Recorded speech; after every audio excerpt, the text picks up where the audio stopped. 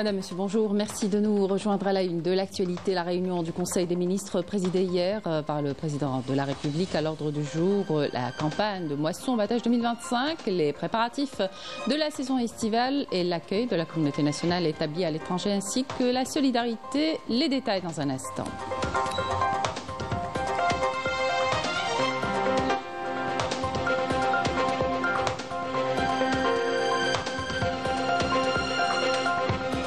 Sortie de 12 nouvelles promotions de l'école supérieure des troupes spéciales de Biskra. Retour sur les cérémonies de remise des diplômes présidées par le général-major Omar Tlemceni, commandant de la 4e région militaire.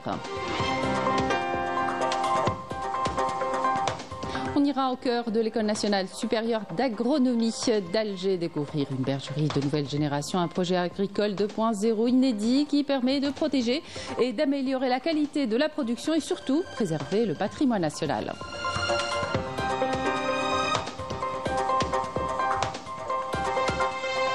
Par hasard, la situation s'aggrave de jour en jour à la lumière du blocus en cours et des attaques sionistes. Les familles palestiniennes ont du mal à assurer un seul repas quotidien à leurs enfants car beaucoup plus de bombes entrent à Gaza que de nourriture.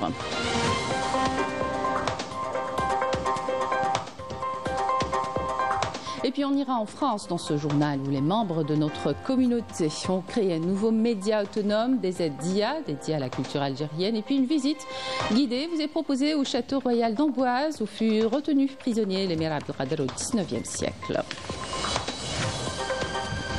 Bienvenue à tous, nous entamons cette édition avec les activités du gouvernement au cours des 2 dernières semaines, présentées hier dans la réunion du Conseil des ministres présidée par le président de la République. À l'ordre du jour de la réunion, le secteur agricole, le président de la République a ordonné à ce propos d'œuvrer et de veiller rigoureusement à réaliser lors de la campagne de moisson 2025 des résultats supérieurs à ceux enregistrés lors de la saison 2024 et d'évaluer minutieusement les résultats obtenus et les efforts consentis par les agriculteurs et les cadres du secteur. Étant à la veille du lancement de la saison estivale, le président de la République a insisté sur la nécessité de prendre toutes les mesures nécessaires pour fournir des services utiles aux membres de notre communauté nationale au niveau des aéroports et des ports à travers la mise en place de facilitations au profit des détenteurs de passeports algériens.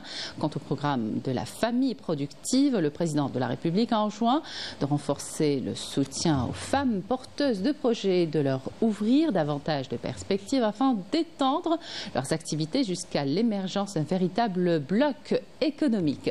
La réunion du Conseil des ministres s'est penchée également sur les mécanismes de prise en charge des femmes victimes de violences et l'importance de continuer à s'intéresser au rôle et à la place de la femme dans notre société qui reconnaît de plus en plus son apport dans la consolidation et le raffermissement des liens sociaux. Le général-major Omar Tlemceni, commandant de la 4e région militaire, a présidé hier les cérémonies de remise des diplômes aux élèves de la 35e promotion de l'école supérieure des troupes spéciales Shahid Mustafa Khouja, dit CALI de Biskra. Yasmine Sodi.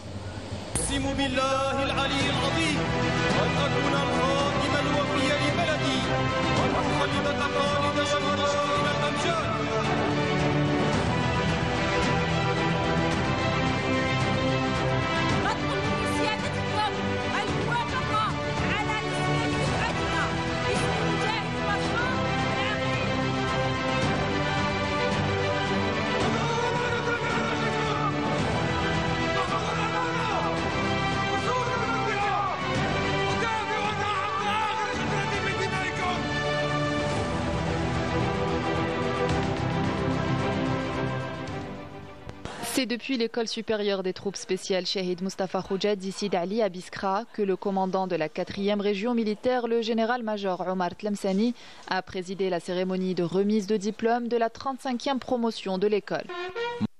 Après le passage en revue des promotions sortantes par le commandant de la 4e région militaire, le commandant de l'école a prononcé une allocution dans laquelle il a mis en avant la qualité de la formation militaire théorique et pratique de qualité reçue par les promotions sortantes. Les promotions alignées devant vous ont reçu une formation militaire de qualité, à la fois théorique et pratique, fondée sur des bases pédagogiques modernes et des méthodes scientifiques. Cette formation leur a permis d'acquérir un haut niveau de compétences qui les préparera sans aucun doute à accomplir leur mission avec confiance et efficacité.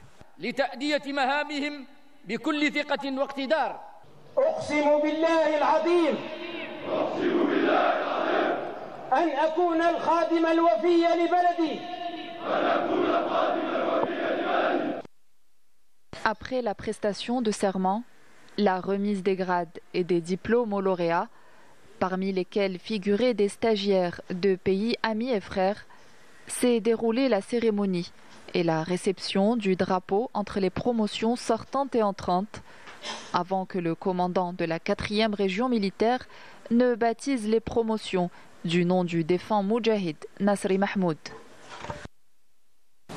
نطلب من سيادتكم وافق على تسمية دفعتنا باسم المجاهد المتوفى نصري محمود.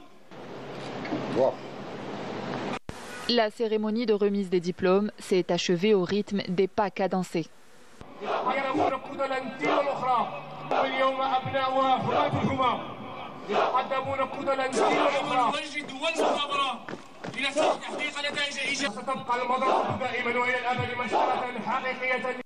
La cérémonie a été suivie de démonstrations, de combats et d'exercices sportifs exécutés par les éléments d'élite de l'école.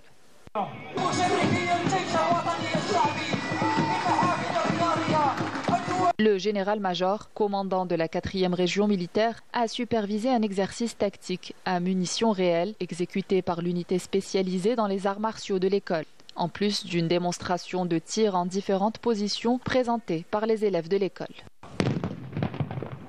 En clôture, un hommage a été rendu à la famille du défunt Moudjahid, dont la promotion sortante porte le nom, avant que le général-major ne procède à la signature du livre d'or de l'école.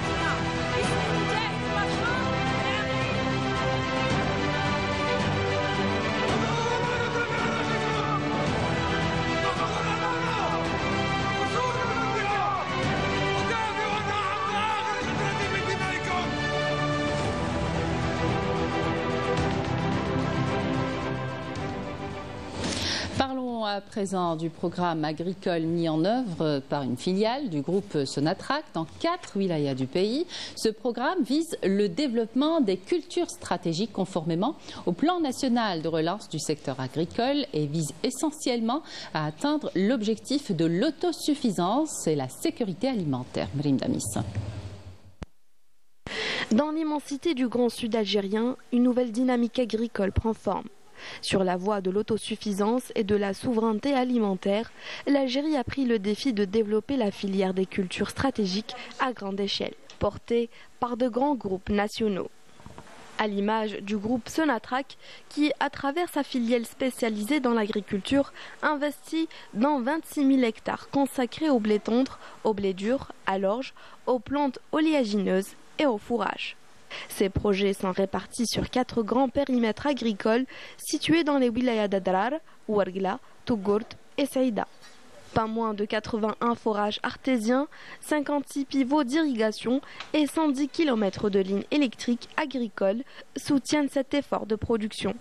Une stratégie agricole réfléchie, souveraine, qui conjugue ambition, technologie et maîtrise des ressources pour répondre aux besoins du pays. Cette saison, nous avons travaillé à la production de 3 récoltes de base stratégiques, dont le blé tendre, le blé dur et l'orge avec une fertilisation rationnelle et une irrigation adaptée aux besoins de ces cultures.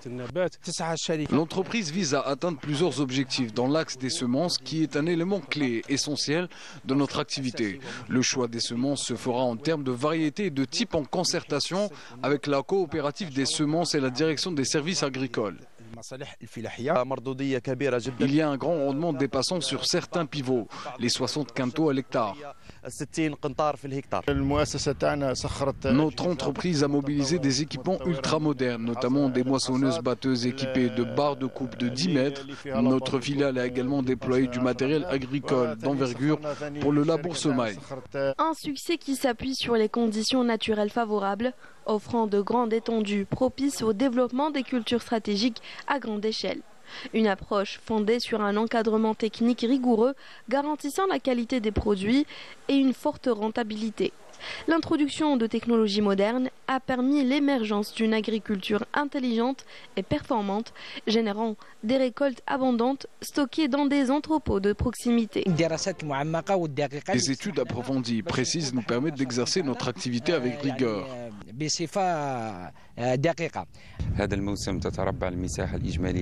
Cette saison, la superficie totale consacrée aux cultures stratégiques au niveau de la wilaya dépasse les 8000 hectares. Nous comptons 7 centres de stockage dans la commune de Hassib Ben Abdallah et 2 autres dans la commune de Hassim Saoud.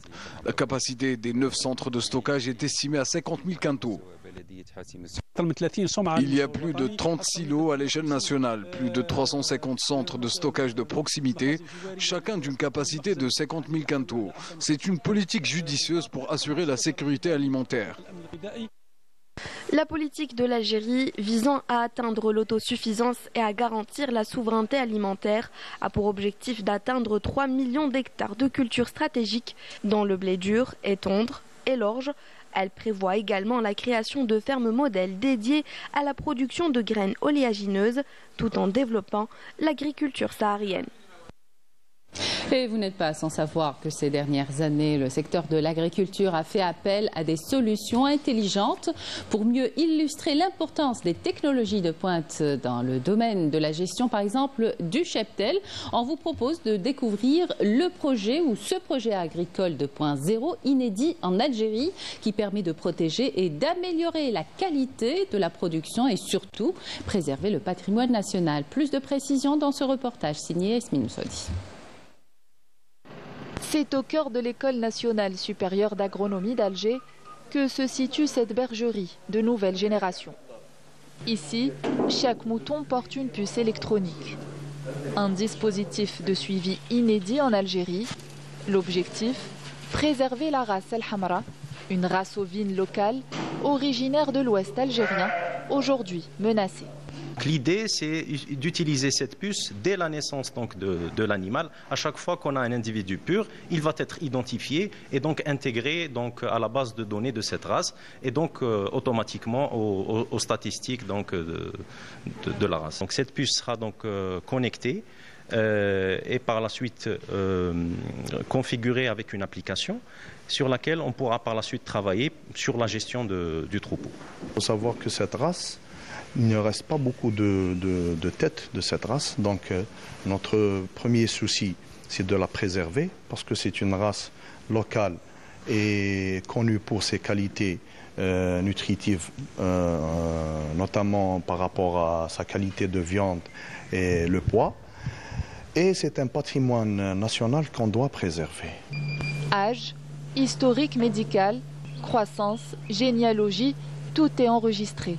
Les données sont disponibles en temps réel. Elle contient toutes les informations des animaux, donc ça évite premièrement donc, tout ce qui est problème de consanguinité, donc pour ne pas reproduire les mêmes animaux avec par exemple leurs ascendants. Ça permet aussi donc d'avoir des données plus précises sur l'effectif du cheptel existant et aussi sa répartition géographique. Transféré depuis l'Institut d'élevage de Saïda, il n'était que 6 à leur arrivée. Aujourd'hui, la bergerie compte une 50aine de têtes de moutons. Un projet mené en partenariat avec une start-up algérienne qui illustre l'introduction progressive des technologies de pointe dans l'agriculture. On est en train d'assister à beaucoup de jeunes qui s'orientent beaucoup vers la création des start-up dans le domaine de l'agriculture, notamment dans l'élevage, dans l'irrigation, dans le phytosanitaire. Et ça démontre les capacités du jeune Algérien quand on lui offre les moyens, quand on lui offre un tel environnement comme actuellement l'offre le domaine des start-up en Algérie. L'alimentation est également surveillée de près, le tout avec un abreuvement à volonté. Une approche complète pour mieux protéger le cheptel, améliorer la qualité de la production et surtout préserver un patrimoine génétique national qui risque de disparaître sans accompagnement adapté. L'actualité nationale marquée également par la poursuite des épreuves de l'examen du baccalauréat session 2025 à travers le territoire national. Plus de 870 000 candidats passent l'examen pour ce deuxième jour. Les candidats ont passé la matinée l'épreuve de mathématiques. Dans l'après-midi, ils seront examinés en langue anglaise. À l'étranger, l'Iran a tiré ce lundi des missiles sur plusieurs villes sionistes où le bilan s'est alourdi de 11 morts au 4e jour de l'escalade militaire entre les deux ennemis en réponse à des frappes aériennes sionistes sur le territoire iranien. Ce matin, un hôpital de l'ouest de l'Iran a subi d'importants dégâts. L'Iran a promis une réponse dévastatrice aux attaques sionistes menées depuis vendredi contre son territoire et a affirmé que l'entité sioniste ne serait bientôt plus habitable. Par ailleurs, l'Iran a exhorté l'Agence internationale de l'énergie atomique à condamner l'entité sioniste après des frappes contre ses installations nucléaires qui étaient sous la surveillance continue de l'AIEA.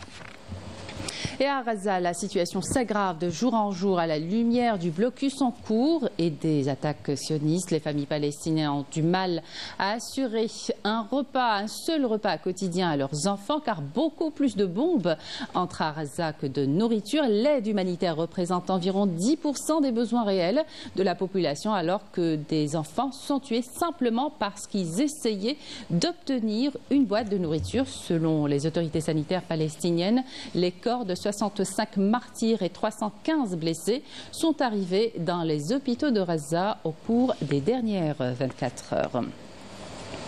Face aux stéréotypes persistants, à une représentation souvent biaisée dans les médias français, les Algériens de France s'organisent sur les réseaux sociaux, dans les collectifs et de plus en plus à travers leur propre plateforme digitale. Ils reprennent la main sur leurs images. Le dernier né de ces médias autonomes s'appelle DZ Dia. Il est entièrement dédié à la culture algérienne, à ses talents et à sa diversité. Reportage à FF Plouchette. Dans une salle parisienne, les applaudissements résonnent comme un acte de résistance douce. Ce soir-là, les Algériens en France ne se racontent plus à travers le prisme des autres, mais à travers leurs propres mots, leurs propres images. La plateforme Dezedia est officiellement lancée, un média culturel algérien en ligne, pensé pour connecter la diaspora, valoriser les artistes et donner à voir ce que d'autres ignorent ou caricaturent. C'est d'abord le constat d'absence de médias culturels algériens qui connectent les Algériens du monde et qui sourcent l'information de tout ce qui se fait à travers le monde en matière de production culturelle algérienne. Donc ça, c'est le premier constat. La deuxième chose, c'est ma volonté depuis toujours d'informer. Je suis journaliste, je suis là pour informer. Et dans le culturel, parce que c'est ce que j'ai toujours fait, c'est ce que je sais faire. Et ils sont nombreux, ces talents venus célébrer cette initiative. Musiciens, comédiens, réalisateurs ou plasticiens, tous disent la même chose. Leur actualité passe sous les radars, leur création, leur prix, leur tournée, trop souvent invisibles dans les médias traditionnels. Alors, en France, il y a beaucoup d'artistes algériens. Et il n'y a pas beaucoup de médias qui parlent de leur travail, alors que si vous voyez par exemple à Paris le nombre de concerts de musiciens algériens qui existent, c'est vraiment c'est pléthorique. Et pourtant, il n'y a pas beaucoup d'annonces sur les médias, on n'a pas beaucoup de retours sur les journaux, etc. Et donc créer ce cocon un peu privilégié qui passe de bouche à oreille pour communiquer sur les spectacles et tout, c'est toujours quelque chose de bien pour nous parce qu'en fait on arrive à faire passer ce message-là et communiquer sur les événements qui se passent à Paris. L'information est une chose, le travail de journalisme est une chose et les réseaux sont ouverts à tout le monde et il y a une telle confusion que c'est très bien d'avoir un support professionnel. Parce qu'en plus, nous, ça nous encourage et ça nous soutient dans notre travail. Parce que souvent, il n'y a pas assez de communication, de diffusion, de promotion. Et ça va contribuer à montrer notre art et notre domaine surtout. Et je trouve que c'est une très belle initiative parce que surtout en ces temps où on se fait attaquer de toutes parts, Et moi, plus on attaque l'Algérie, plus je me sens algérien. Et parmi les voix engagées présentes ce soir-là, celle de Karim Zeribi, qui rappelle avec force l'enjeu de cette initiative pour la mémoire et l'avenir culturel des Algériens en France. D'abord parce qu'il y a une culture algérienne qui est très riche, dont on ne parle pas assez. Et même les Algériens, entre nous, je crois qu'on ne mesure pas l'étendue de notre patrimoine culturel qui est millénaire. Et je crois qu'il nous fallait un média pour mettre l'accent sur la musique, sur tout ce qui est patrimoine, tout ce qui est littéraire, tout ce qui est historique, avec tout ce qui nous ramène à l'histoire de l'Algérie et des Algériens que nous sommes, mais aussi qui nous projette avec les nouveaux talents, ceux qui émergent. Des Edia se veut donc moderne, dynamique et inclusif, un miroir des Algériens du monde loin des clichés, proche des réalités, et dans un climat où l'image de l'Algérie est souvent réduite à des débats identitaire ou sécuritaire, la création d'un média culturel est en soi un geste politique, un geste de confiance, de création et d'affirmation. Toujours en France, à Amboise précisément, sur les traces de l'émir Abdelkader, avec cette visite guidée au château royal de la région. Il fut retenu prisonnier au 19e siècle. Des jeunes, des chercheurs et des personnalités engagées s'y sont réunis pour transmettre l'héritage spirituel et humaniste de cette figure emblématique de l'histoire algérienne et universelle. Afaf Blouchette. À Amboise, le silence des pierres a murmuré cette semaine les échos d'un homme. 3e édition de la visite guidée organisée par le cercle de l'émir Abdelkader dans l'enceinte du château où le chef de la résistance algérienne vécut 5 années d'exil. Une journée sur ses pas pour transmettre, comprendre et honorer. Pour les jeunes invités, souvent issus de l'immigration, c'est une plongée dans une mémoire méconnue mais fondatrice. Dans sa chambre, il y avait sa tenue qui était très belle en blanc et en soie. Il y avait aussi toutes ses photographies, c'est-à-dire ses portraits au mur, etc. C'était assez très captivant. Et on a pu visiter vraiment où il a été incarcéré. On a vu son portrait mythique, on a vu son bon noce et où il a vécu pendant près de 5 ans. Et en tant qu'Algérienne, ça me paraissait important d'en connaître un peu plus sur l'histoire d'Algérie. Loin des manuels scolaires français, ce pèlerinage mémoriel est aussi un acte d'engagement. Aujourd'hui, l'émir Abdelkader, il est connu à travers le temps et l'espace. On trouve des noms de rues, de places partout dans le monde. On trouve le nom d'une ville américaine qui s'appelle El Kader à Lioua. On trouve aujourd'hui des places en France qui s'appellent El Kader. Il est impératif que la communauté algérienne soit à l'écoute de ces colloques, de ces journées d'études sur la personnalité de l'émir Abdelkader. Un appel relayé par les voix savantes du colloque qui ont animé une journée d'études à cette occasion. Ce personnage à la fois historique et reconnu mondialement a apporté à travers son exemple, son œuvre, ses activités, sa pensée, sa résistance et sa spiritualité énormément au monde. Mais au-delà de tout cela, l'émir est également celui qui a mis les premières graines des droits de l'homme. Et je crois que là, il y a un apport incontestable qu'on doit reconnaître et qu'on doit aujourd'hui lui donner toute la place qu'il mérite. C'est un personnage hors norme dont nous avons la chance qu'il soit né et qu'il ait fondé l'État algérien. Et de vivifier sa mémoire, c'est un exemple qui peut servir à toutes les générations. On a la chance d'avoir un homme là qui était habité par la spiritualité dans son corps, dans son âme, et aussi il est un pont entre l'Orient et l'Occident. Faire vivre l'émir, ce n'est pas seulement revisiter le passé, c'est transmettre une boussole morale dans un monde en quête de repères, justice, dignité, hospitalité, dialogue.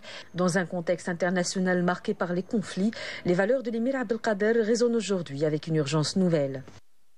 Et on termine avec le championnat régional junior de gymnastique artistique d'Alger. L'événement a été marqué par des applaudissements, des rires et des regards émerveillés. L'esprit de compétition s'effaçait parfois devant la magie de l'enfance et de la fierté de leur famille. Un joli moment de sport et de partage raconté dans ce reportage signé Maïssa Lebouhla.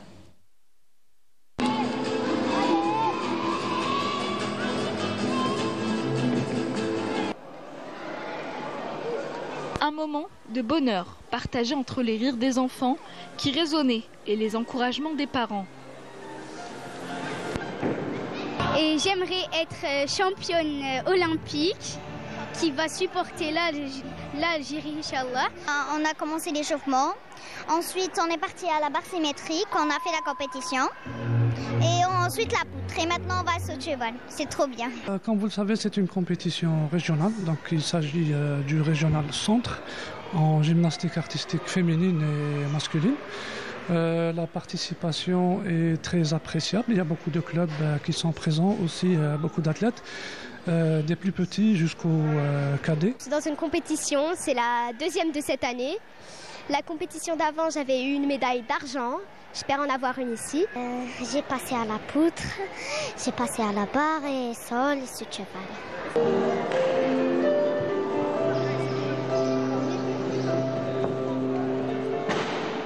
Les plus jeunes, parfois impressionnés mais toujours curieux, se préparaient avec sérieux pendant que le reste de leurs camarades enchaînaient les acrobaties sous les yeux fiers de leurs parents.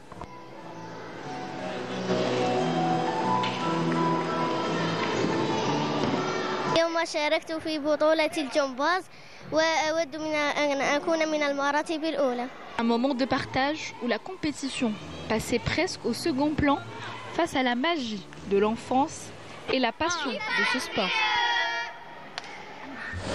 Et c'est la fin de cette édition. Merci de votre attention et excellente suite des programmes sur Canal Algérie.